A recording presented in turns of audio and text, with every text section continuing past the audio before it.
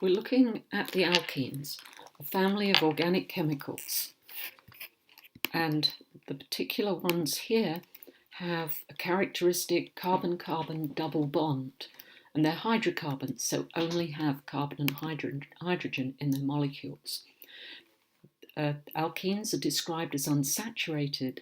Because of the double bond, you don't get the maximum number of hydrogen atoms around each carbon atom that you do if you've got single bonds.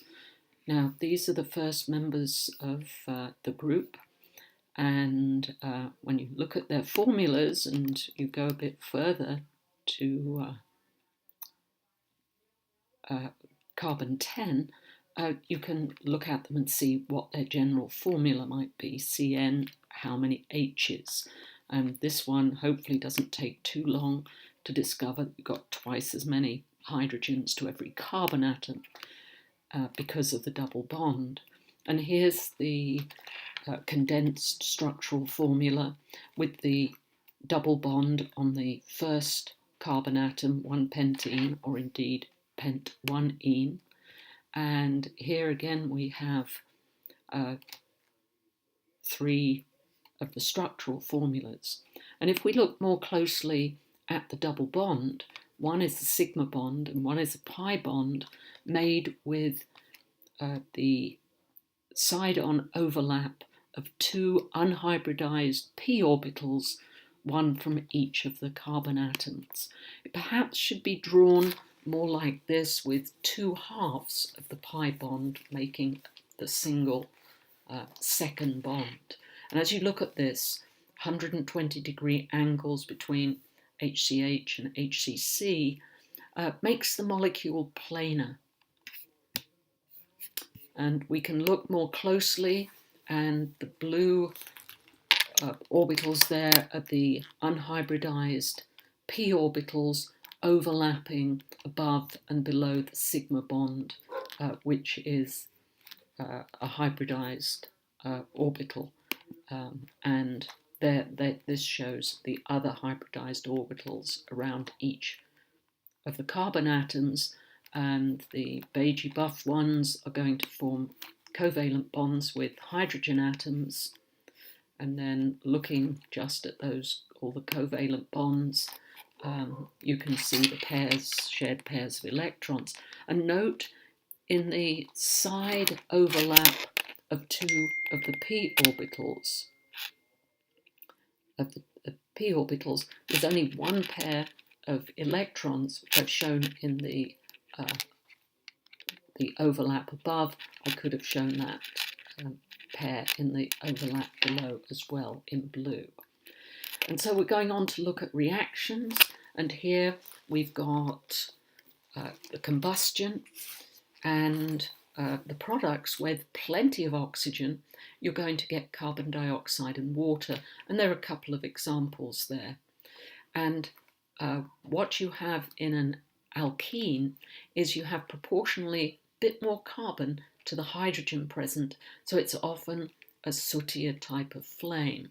So with insufficient oxygen, you're going to get the same products as you would with incomplete combustion of the alkenes.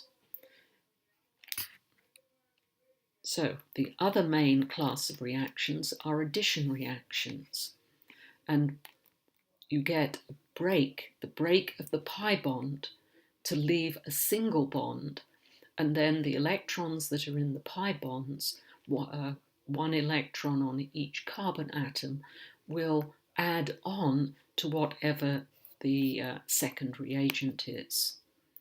And so that's leaving the sigma bond as the single bond.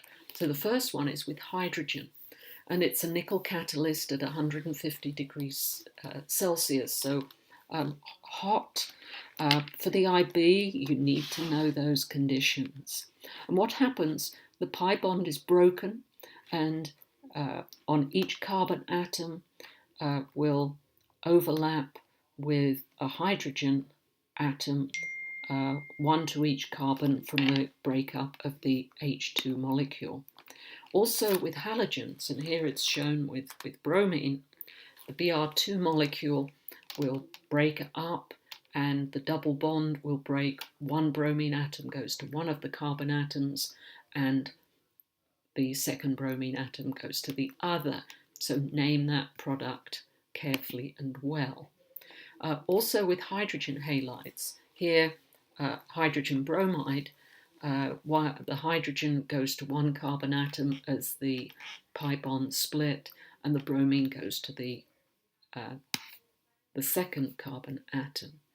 And you can also look at sulfuric acid, and as you see the reaction, it's written plus H2O, addition reaction.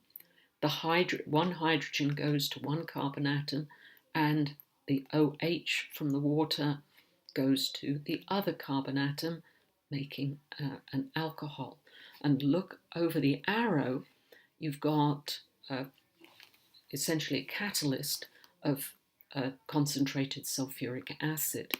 And then if we're just looking at the plain reaction, but then if we go and look at the mechanism, there's an intermediate formed with what looks like HSO4, sort of a bisulfite group attached here to the right-hand carbon atom in the middle, as an intermediate, which when you add water gives you the sulfuric acid back and attaches the OH, the hydroxyl of the alcohol. And in terms of applications, uses in everyday life, addition reactions with themselves are addition reactions, and in particular called polymerization.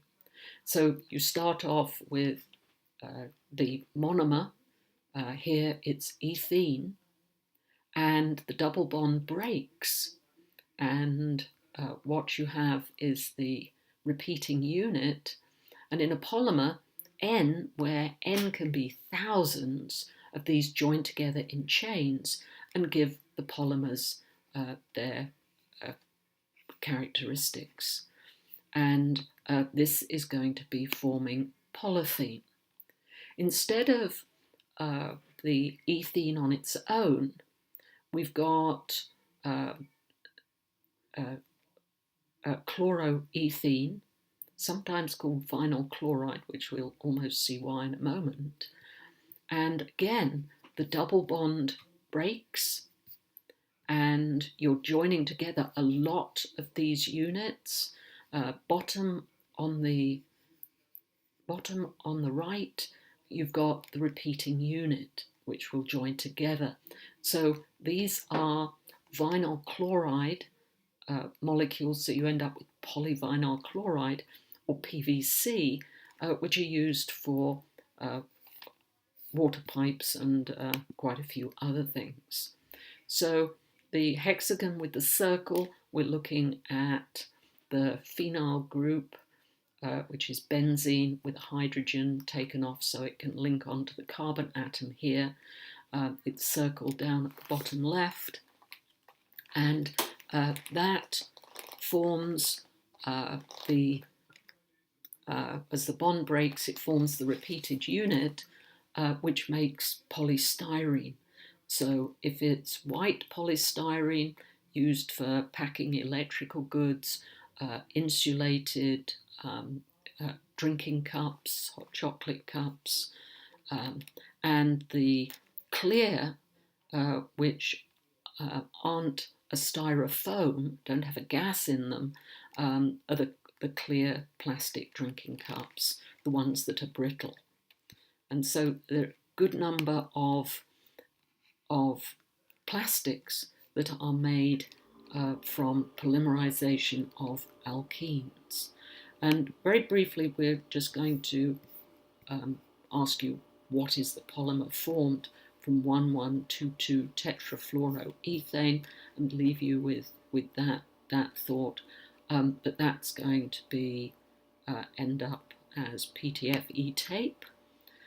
So as a summary, alkenes are unsaturated hydrocarbons. They burn and they go undergo addition reactions with hydrogen, remember the conditions, with halogens, and with hydrogen halides, and as terms of applications with themselves to make a variety of plastics.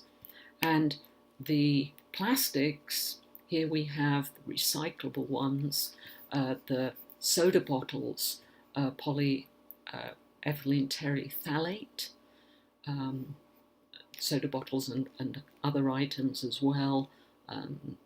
My blueberries come in a PETE #1 recyclable little clamshell. High density polyethylene, these are your supermarket bags. V, which could be PVC, recyclable #3, polyvinyl chloride, vinyl tiles, and as I said, PVC tubing, water pipes. Low density polyethylene, less strength than recyclable #2, low density for just cheaper wrapping where you don't need any extra strength. Polypropylene, we didn't look at this in the formula there, but instead of the chlorine or the phenyl C6H5 group, you've got a CH3. So the original monomer has 3 carbon atoms, which is why it's propene, which then polymerize across the double bond with a methyl group every other carbon atom, giving polypropylene. Polystyrene with the C6H5, the phenyl group attached from the benzene ring. Now everything else is other. Polycarbonates, polyacetates, we'll have nylon, lots and lots of others that don't fit into the regular recycling code at the moment. So do what you can to recycle your plastics. And thank you, Washington International School Chemistry.